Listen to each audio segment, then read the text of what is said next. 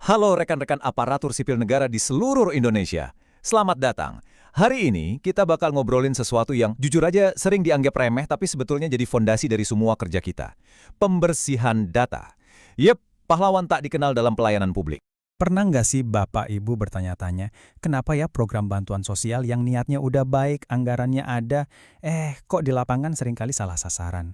Rasanya ini pertanyaan yang sering banget kita hadapi kan? Ternyata setelah ditelusuri, jawabannya itu seringkali bukan di kebijakan yang super rumit, tapi justru di hal yang paling dasar.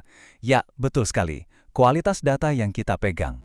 Oke, kita masuk ke bagian pertama. Kita akan bedah soal data kotor. Ini bukan cuma soal salah ketik loh. Ini adalah masalah nyata, tantangan tersembunyi yang dampaknya langsung ke masyarakat. Coba deh kita bayangin, kita nggak mungkin kan bangun jembatan megah di atas fondasi yang goyang, pasti ambruk. Nah, sama persis, kenapa kita berani membangun kebijakan publik yang menyangkut hajat hidup orang banyak di atas data yang, ya gitu deh, lemah dan nggak akurat. Dan ini dia konsekuensi nyatanya. Bantuan jadi nggak tepat sasaran, anggaran negara yang harusnya efisien jadi boros, kita juga jadi susah mengukur program kita ini berhasil atau enggak sih. Dan yang paling bahaya, kepercayaan publik ke kita sebagai pelayan masyarakat bisa pelan-pelan terkikis. Semua itu berawal dari data. Tapi tenang, setiap masalah pasti ada solusinya. Sekarang mari kita beralih dari masalah ke jalan keluarnya.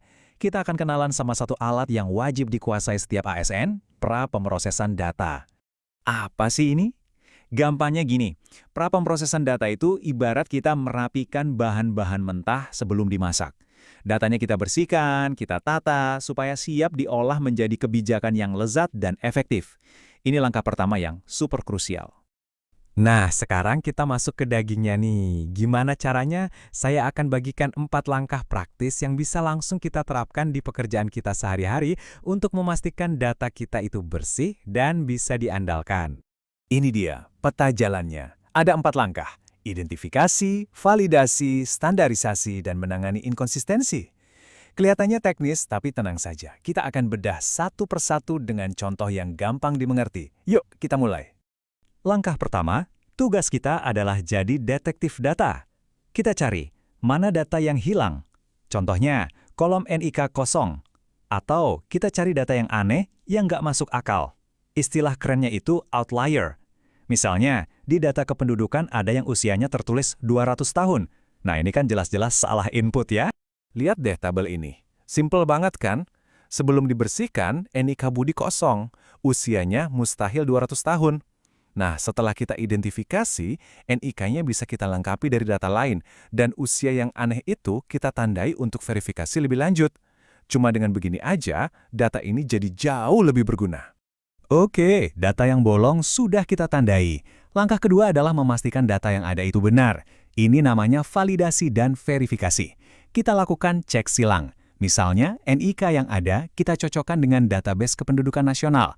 Tujuannya simpel, kita mau data itu bukan cuma ada, tapi juga valid dan akurat.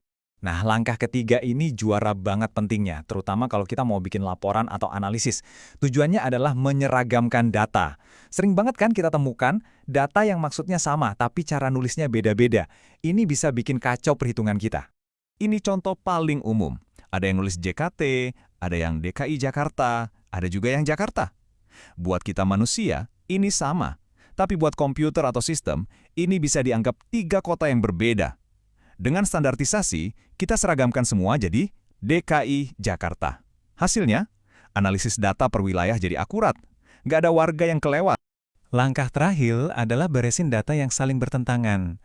Misalnya di satu kolom tertulis domisilinya di Jakarta, tapi di kolom lain kode posnya adalah kode pos Surabaya. Loh, kok bisa? Nah, inkonsistensi kayak gini harus kita selesaikan supaya keseluruhan data kita itu logis dan terpercaya. Oke, kita sudah bahas 4 langkah teknisnya. Sekarang, mari kita tarik benang merahnya. Kenapa sih kita repot-repot melakukan ini semua? Apa untungnya buat kita sebagai ASN? Dan yang lebih besar lagi, buat Indonesia? Ujung-ujungnya, tujuan dari semua ini adalah satu, menciptakan satu sumber kebenaran yang andal.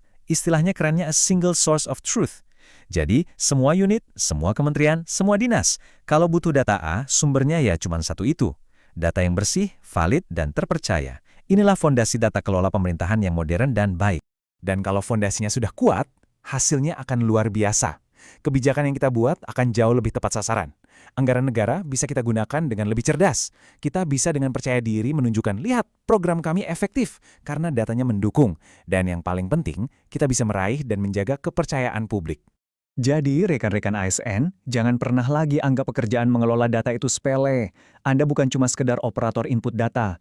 Anda adalah penjaga kualitas kebijakan. Anda adalah garda terdepan. Anda adalah pejuang data untuk pelayanan publik Indonesia. Sebagai penutup, saya ingin meninggalkan satu pertanyaan untuk kita renungkan bersama. Dengan pemahaman baru ini, langkah konkret apa yang akan Anda ambil untuk menggunakan data demi melayani bangsa ini dengan lebih baik lagi? Mari kita mulai dari diri sendiri, dari meja kerja kita masing-masing. Terima kasih.